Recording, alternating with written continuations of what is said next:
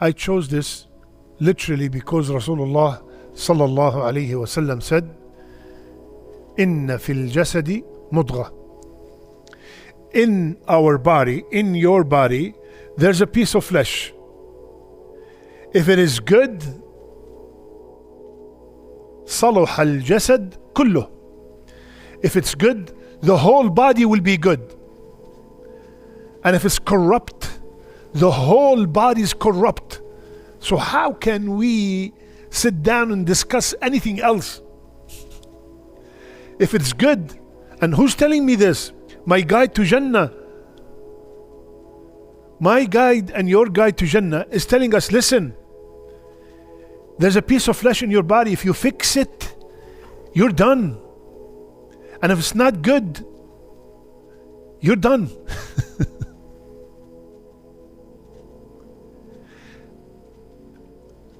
This is from the hadith. From the Qur'an, Allah subhanahu wa ta'ala said, يَوْمَ لَا يَنْفَعُ مَالٌ وَلَا بَنُونَ إِلَّا. On that day, no wealth, no properties, no children, no grandchildren, no progeny, no nothing will benefit.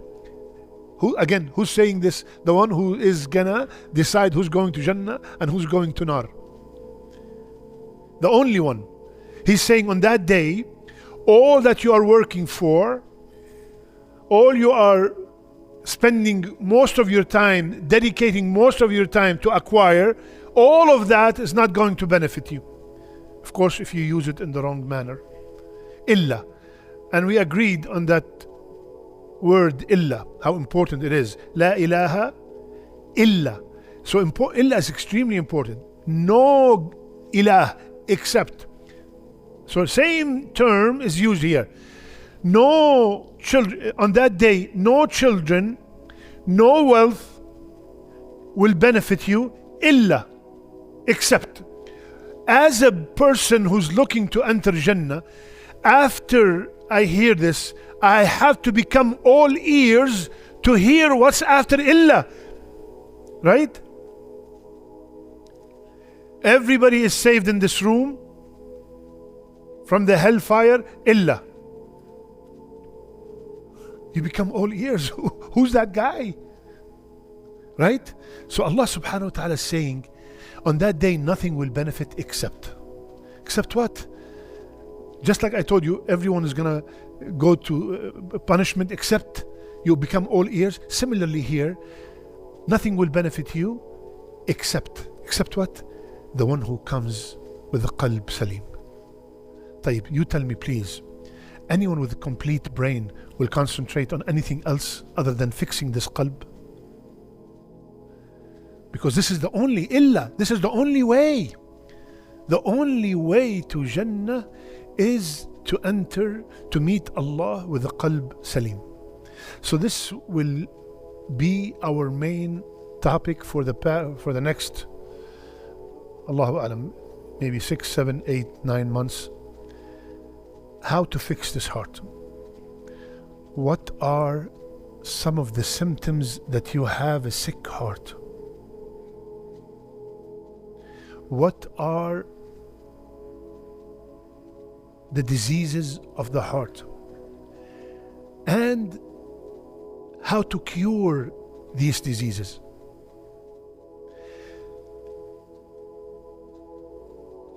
So today, I just want to bring the importance of the topic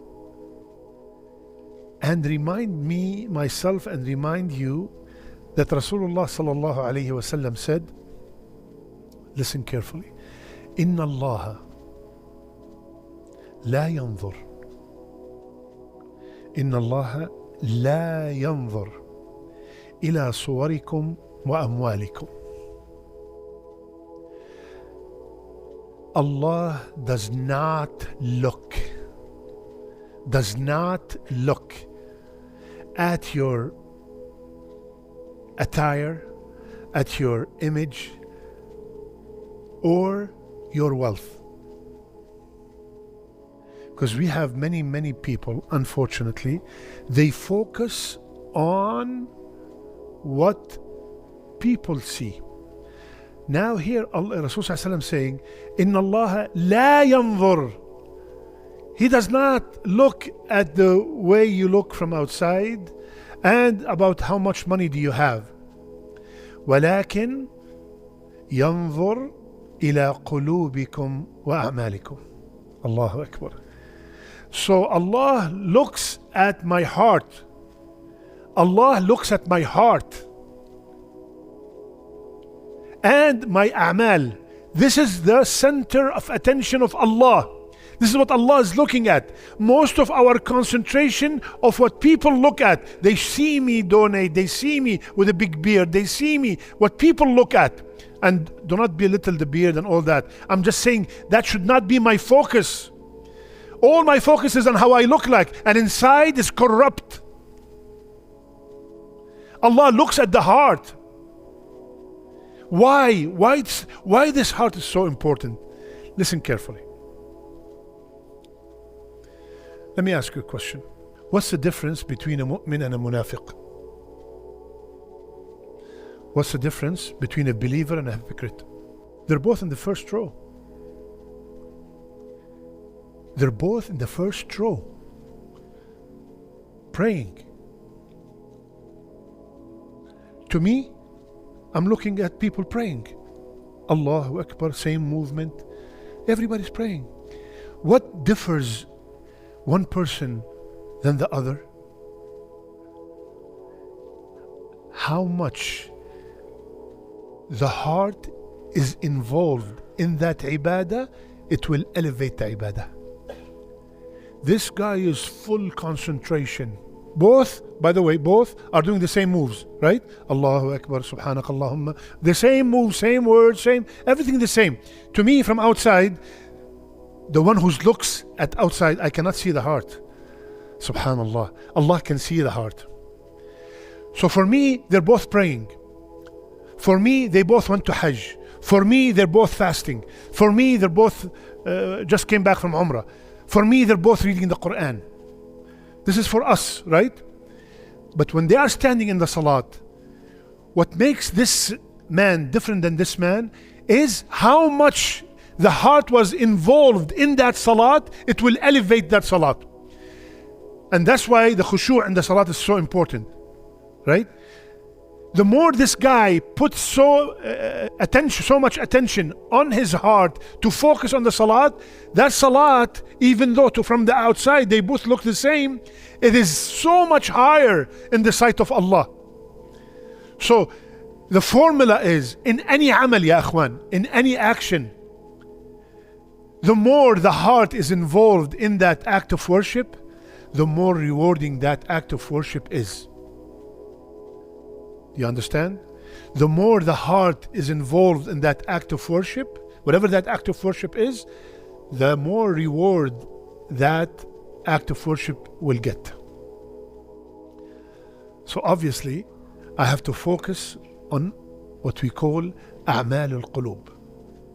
A'mal al-qulub are way more important than a'mal al-bari. We all know, ya akhwan, that iman is three things.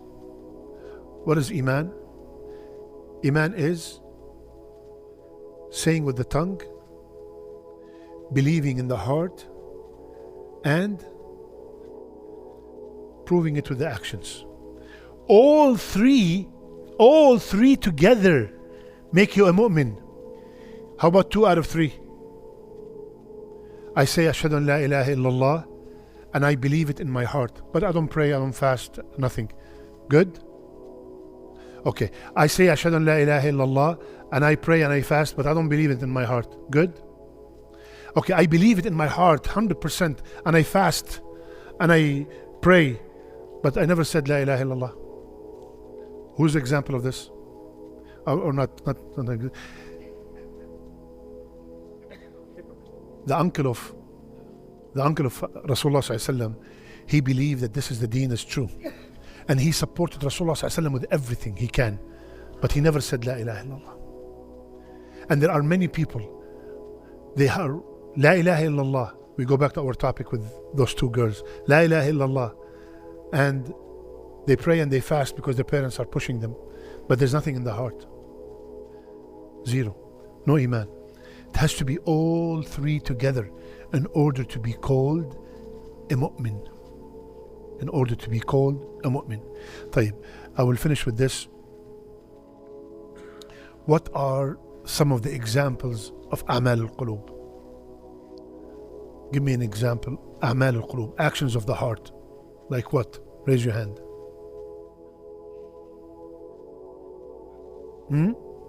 تفكر, pondering upon the creation of Allah subhanahu wa ta'ala. Love of Allah. All these are actions. I look at you, I don't know who you love, right? Love is action of the heart. What else? Huh? What? خشوع? خشوع and خضوع. All these are actions of the heart. Contentment is an action of the heart. How about ikhlas? That's going to be our first topic. That's number one. Ikhlas, you look at the crowd around you. Can you tell me, oh, this is mukhlis, this is 50%, this is 75%? Nobody knows.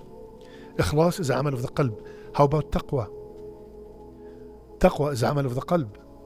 Right? Fear, khashya of Allah, that's amal of the qalb.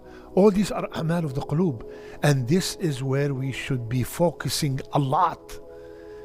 A lot. As we will see inshallah ta'ala in the days to come, how important they are.